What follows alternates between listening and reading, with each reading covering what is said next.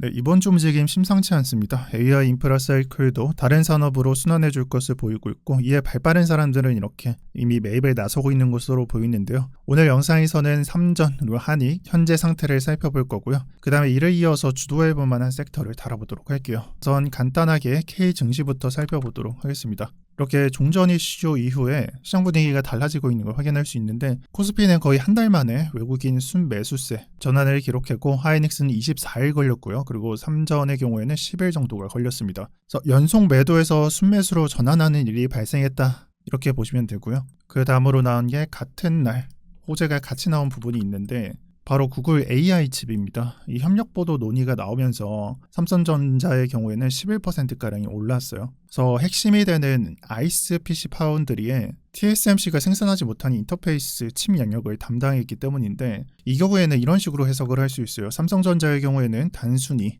메모리만 이렇게 취급할 게 아니라 나중에는 AI 칩 공급 핵심 파트너가 될 수 있다, 이런 부분이 있기 때문에 상승에서도 외인 매수도 크게 반응이 나온 상태고요. 전체적으로 보았을 때 구조적인 전환의 신호로 보는 사람들이 많은 것 같은데, 맞는 얘기입니다. 그동안 TSMC가 거의 독점을 했었고 하나둘씩 풀리고 있는데, 이번 이슈 또한 그와 마찬가지였기 때문입니다. 그래서 이로써 TSMC가 겪고 있는 이 병목의 수혜를 받아서 그동안 많이 풀렸죠.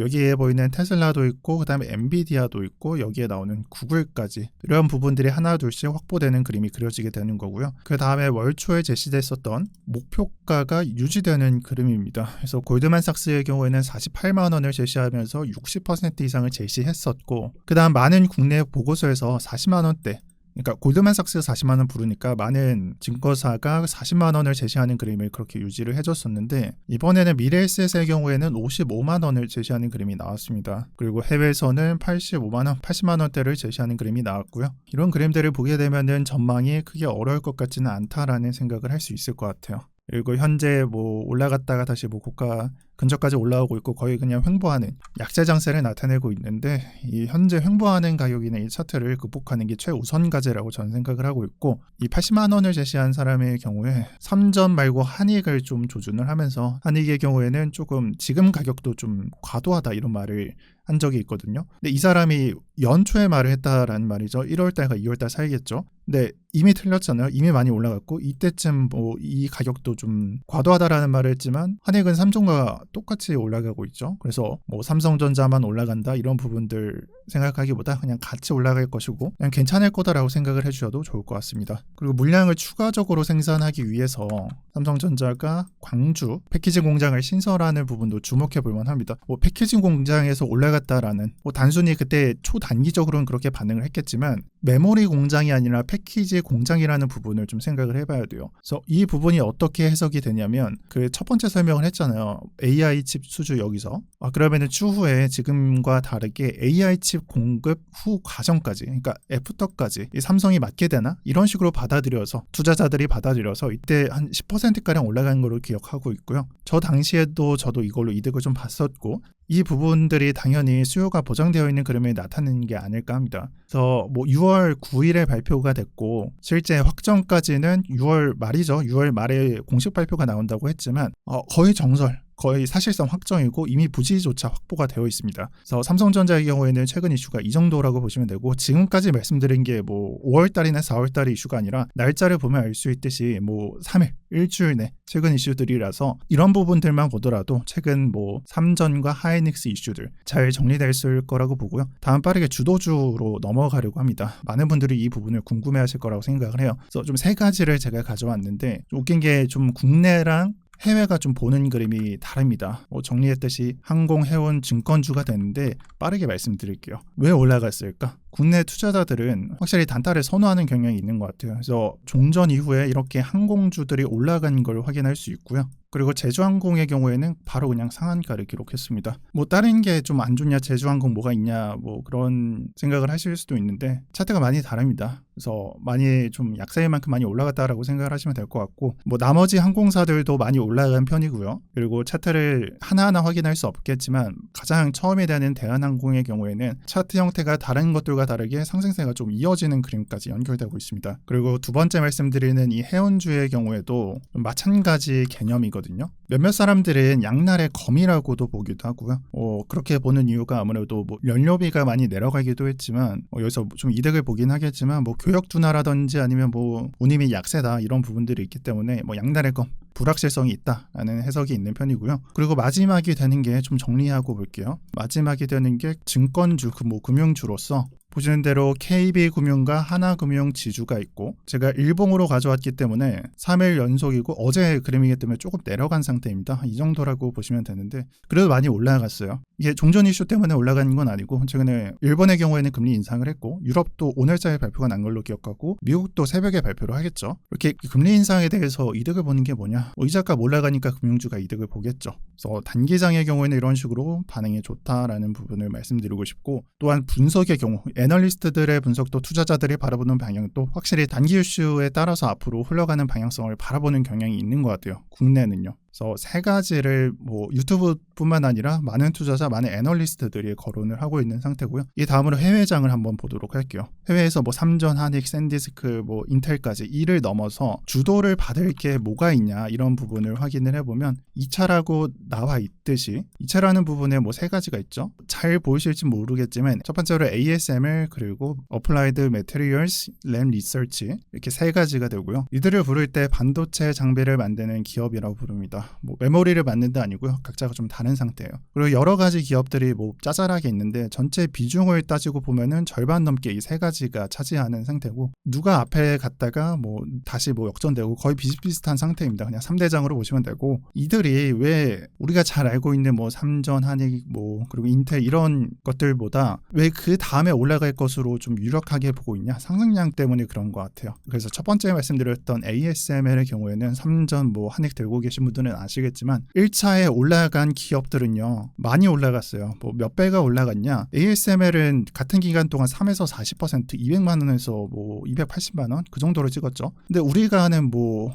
샌디스크와 인텔의 경우에는 제가 기억하기로 한 3배 정도 올랐고 삼전과 한익은 2배가량 올랐단 말이죠. 그러면 좀 생각을 해볼 필요가 있죠. 다른 쪽에서는 뭐 2배에서 3배가량이 올라갔는데 얘네는 그만큼 많이 안 올라갔네. 그리고 구조를 살펴보면은 1차 이후에 얘네들이 수혜를 받을 수도 있는 상태인데 괜찮지 않을까라고 생각하는 게 크고요. 그리고 명분적으로 또는 구도적으로 그런 해설이 강한 편입니다. 1차 수혜에서 2차 수혜로 넘어갔을 때 삼전과 하이닉스, 인텔, 샌디스크 뭐 다른 기업들 뭐 TSMC도 똑같겠죠. 뭐 하고 있죠? 공장 만들고 있어요. 공장을 늘리겠다. 아까 말씀드렸던 삼성전자 뭐 광주 어쩌고 저쩌고 늘리겠다라고 말을 했잖아요. 그 장비에 들어가는 또는 그 장비를 만들 때 공급을 어디서 받아오냐? 밑에가 되겠죠. 반도체 장비라고 적혀 있잖아. 뭐 EUV다, 뭐 증착식강 뭐 이런 부분들 필요 없고 그냥 장비 만든다라고 생각을 하시면 돼요. 현재 명분상 그림은 메모리를 만드는 장비를 납품하는 업체 쪽으로 수혜를 받는 그 그림이 그려지고 있어요. 연결되는 걸 말하고 있습니다. 요즘 사람들을 보면 애널리스트들 또는 뭐 뉴스 분석들을 보게 되면 모든 시선들이 AI 사이클에 대해서 올 초만 하더라도 장기성을 그리지 않았던 것 같은데 현재는 장기성을 그리고 있다는 말이죠. 이런 부분들을 보게 되면 1차 수에서 파생되는 그림을 노려봐도 좋을 것 같고요. 그리고 참고로 이 ASML 그리고 Applied Materials 그리고 Lam Research 뭐 블라블라 이런 기업들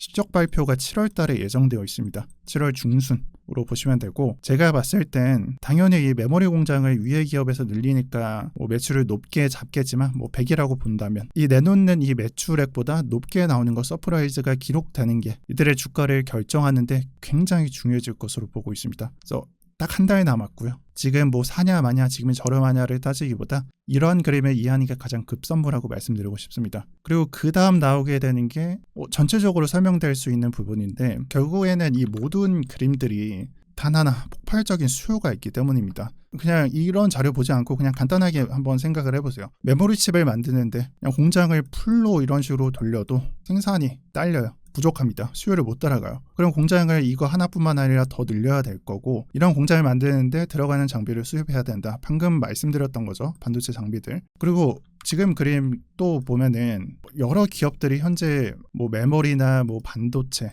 이런 기업들한테 생산을 맡기고 있잖아요. 뭐 삼성은 한익 똑같죠. 대만의 TSMC도 똑같을 거고. 근데 시간이 지나면 이런 부분도 체계가 바뀌게 될 것이고 달리 말해서 주도권이 조금씩 달라지는 부분이 있을 거고 대표적인 게 앨런 머스크의 테라파비 이를 나타내고 있는 것 같아요. 그래서 저는 당장 뭐 26년도 6월 7월에 이 부분이 뭐 역전된다 이런 부분을 말씀드리고 싶진 않고 그냥 간단하게 우리는 돈 벌러 왔으니까 그럼 누가 이득을 보냐? 이 공장을 만드는 사람이 될 거잖아요. 반도체 장비가 필요하니까 대표적으로 이런 기업들이 이득을 보겠죠. 그래서 여기에 뭐 여러 가지 설명이 붙으면서 미국 생산 공장을 늘리냐, 뭐 트럼프가 꿈꾸는 뭐 제조업 그 뭐 어쩌고 저쩌고 하냐, 뭐 주도권 갖고 오냐 마냐는 솔직히 제가 봤을 때는 우리 같은 사람들, 그냥 돈 벌러 온 사람들이 생각은 할 수 있겠지만 예측할 부분은 아니라고 보고요. 그냥 누가 이득을 보는지 이 부분을 좀 생각을 해주시는 게 저는 이번 영상에서 우리가 해야 되는 부분이라고 생각을 합니다. 마지막으로 앞으로 주목할 부분을 짧게 정리하면서 맞춰보도록 할 텐데요. 여기에 뭐 골드만삭스가 코스피 목표가를 12,000까지 보겠다라고 나와 있어요. 이런 부분들이 사실 반도체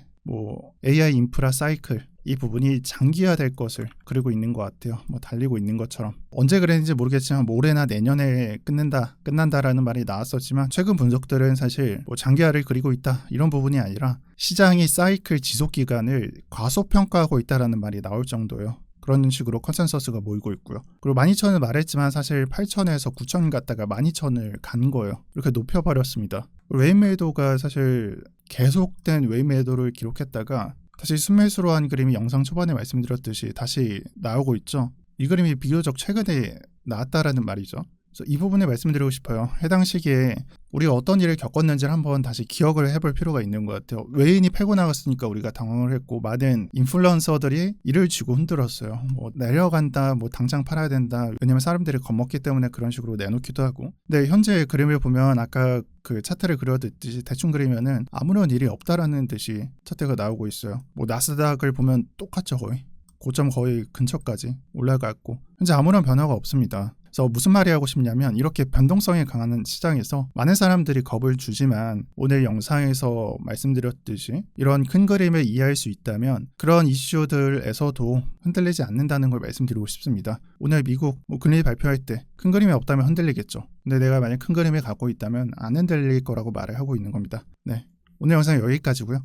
앞으로 영상 자주 보시면서 저랑 같이 흐름을 잘 따라오시면 좋겠고요. 다음 영상도 시청하고 싶다면 구독 한 번씩 부탁드리겠습니다. 감사합니다.